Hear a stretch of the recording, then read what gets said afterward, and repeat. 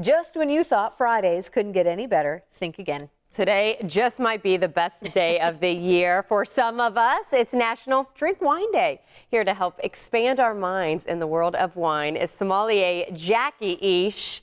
Jackie, we love when you were here because I feel like we always have a plan of what we're going to talk about and then it branches out. But you educate us on wine. Welcome back. Thank you. And it's such a fun thing to educate people about. So thank you for having me back. And I feel like even as much as you think you know, we always learn something new from Jackie. I mean, this is kind of your world, right? It isn't. And just, we talk a lot about how intimidating wine can be, but just so everybody out there knows, I learn something new every day about wine. Okay, you are still learning. So every single day, yeah. One of the things that I like that we started out talking about before we got started here was about sharing some love for California wines and how that's really a big message we want to spread today, especially with National Drink Wine Day. Because it's National Drink Wine Day, not International Drink Wine Day. I've decided to showcase some California wines just because of the tragedies we had last year with the fires, and I think 48 people lost their lives.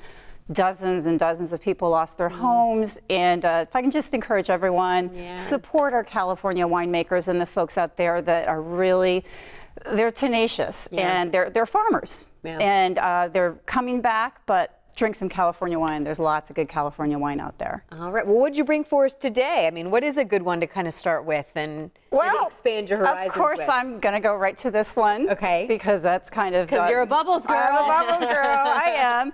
And this is it's named a wedding cuvee. It is from Iron Horse. And I've actually recently met this winemaker, lovely lady named Joy Sterling.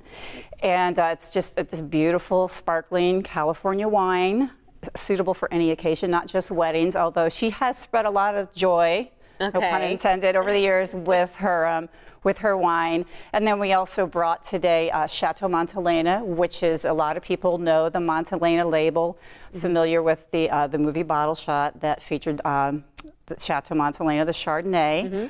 And then we also have, you know, some reds, and then I brought a rosé because we're coming up to Rosé All Day month next month. So just a little food for thought. It's that time of year. We're getting into the warmer months. Let's get to some Wine Basics 101. Talk about, because before we got started, we were talking about how you serve wine, whether it's room temperature, how you know which wines deserve that. Do you cool them? Do you not? That's a big debate. It's a huge debate. And wine temperature, when you talk about cellar temperature, basically that came from cellars, underground cellars, and the ambient temperature in most cellars is about 67 degrees.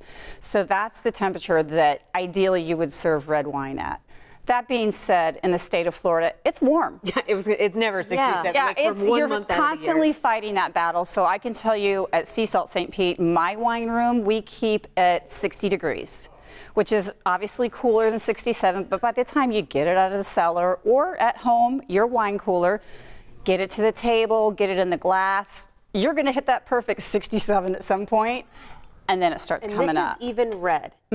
Red. Whites we serve cooler, around 40, 42 degrees, and champagne even a little cooler than that. So what do you do at home? Obviously, if we're not having, I mean, I know you can't put an ice cube in it. Like, what do you do? You can put it in the fridge for a small amount of time. They actually make some great thermometers that kind of will wrap around your bottle and tell you what the temperature is, but it's not an exact science. And just remember that it's about enjoying the wine and the food and the company. And however you like it. Exactly. Yes, 100%. You mentioned the tenacity of the folks in California, and I want to use that word tenacity with wine because there is this debate about, does wine turn? How long can you leave it uncorked? Help us. How much tenacity does red wine have? Because I am very curious. Boy, that's a really complex subject. A lot of it depends on the age of the wine. In general, I would tell people, unless you have some type of a wine preservation system, which usually involves maybe argon, some type of inert gas. Yeah, so we're talking about Drink the wine. If you can, drink it that night, but you can get about 2 days. And don't be afraid to put it in the fridge. That'll help a little bit. Why sounds so nice? Does anything last in your house for 2 days? I've got a lot of wine bottles that are opened a lot longer. Yeah, I thought you went about 2 days. No, I mean, I'll have like a week, 2 weeks. Well, you have. I know. You need to find some people to drink with you. I have the corky things, the rubber corky things. Do those help? If you're removing the oxygen, if you have the ones that you pump and remove the oxygen, that's what you've learned yeah, you today. just need to get some more friends to drink wine with you.